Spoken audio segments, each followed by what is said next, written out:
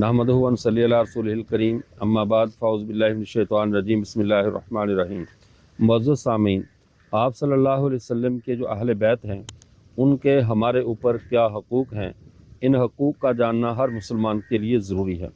आप सल्लल्लाहु अलैहि वसल्लम के अहले बैत के हम पर दो बुनियादी हक़ हैं। पहला हक़ मुसलमानों पर अहले बैत का ये है कि अहले बैत से मोहब्बत रखी जाए, उनके साथ तकरीम, इज़्ज़त और मोहब्बत वाला मामला किया जाए। अहले बैत रसूल में से चाहे वो आप सल्लल्लाहु अलैहि वसल्लम की अज़वाज मुतहरात हों जिन्हें अल्लाह के कुरान ने अहले बैत कहा है, या आप सल्लल्लाहु अलैहि वसल्लम की प्यारी बेटी सैयदा फ़ातिमा ज़हरा रज़ी अल्लाह तआला अन्हा और आप सल्लल्लाहु अलैहि वसल्लम के नवासे हज़रात हसनैन करीमैन रज़वानुल्लाहि तआला अलैहिम अजमाइन और सैयदना अली अल मुर्तज़ा हों, इन रज़ी अल्लाह तआला अन्हु, इन सब से मोहब्बत का मामला रखना ये हमारे ईमान का हिस्सा है। इसलिए कि इनके बगैर ईमान की तकमील नहीं हो सकती। ये ईमान मुकम्मल होता ही तब है जब आदमी पैगम्बर सल्लल्लाहु अलैहि वसल्लम के अहले बैत से भरपूर मोहब्बत रखे। और दूसरी चीज़ उनकी इत्तिबा करना है और उनकी पैरवी करना है। अहले बैत हमारे लिए मुक्तदा बनाए गए हैं, उनकी पैरवी करना, उनकी इत्तिबा करना ये हम पर लाजिम है, ये मुसलमानों पर अहले बैत का हक़ है।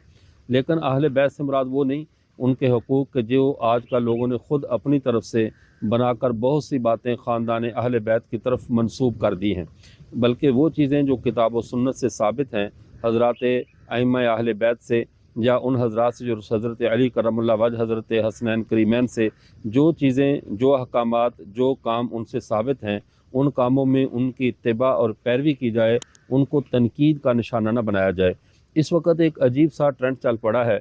कुछ लोग नासबियत के अंदर इतना उलझ चुके हैं, इतना उनका शिकार हो चुके हैं कि वो ख़ानदान अहले बैत को महज एक रॉयल फैमिली की हैसियत देते हैं कि ये रसूलुल्लाह सल्लल्लाहु अलैहि वसल्लम का ख़ानदान है और बस। ऐसा नहीं है, बल्कि इनको मुक्तदा बनाया गया है।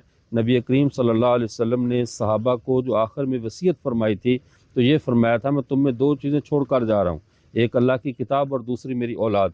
तो चूँकि वसीयत अपने नायबीन को की जाती है, सहाबा को अल्लाह के नबी सल्लल्लाहु अलैहि वसल्लम ने अपने दीन की, अपने इल्म की नियाबत दी और नायबीन ही को फिर वसीयत फरमाई कि आप इन दो चीज़ों का ख्याल रखना है, यानी अल्लाह का कुरान और मेरे अहले बैत। तो यानी अहले बैत के लिए भी पैमाना पहले नंबर पे अल्लाह का कुरान है कि आजकल उनकी तरफ मंसूब बहुत सी बेसनद बातें अगर अल्लाह के कुरान के मुखालिफ हों तो उन्हें कबूल नहीं किया जाएगा। वो बात चाहे सहाबा से साबित हो या अहले बैत से साबित हो, जो चीज़ किताब व सुन्नत के ख़िलाफ़ है उसे कबूल नहीं किया जाएगा। तो अहले बैत के बुनियादी हकूक़ दो हैं कि उनसे मोहब्बत की जाए, उनकी इज़्ज़त तकरीम में ज़रा बराबर भी कमी न की जाए, और दूसरा अहले बैत की इत्तिबा और पैरवी की जाए, उनके नक्शे कदम पे चला जाए। अल्लाह ताला तमाम अहले ईमान को अहले बैत से ऐसे मोहब्बत करने की तौफ़ीक़ अता फ़रमाए जो दुनिया और आखिरत में निजात और इज़्ज़त का ज़रिया हो। व आखिर दावाना अल्हम्दुलिल्लाहि रब्बिल आलमीन।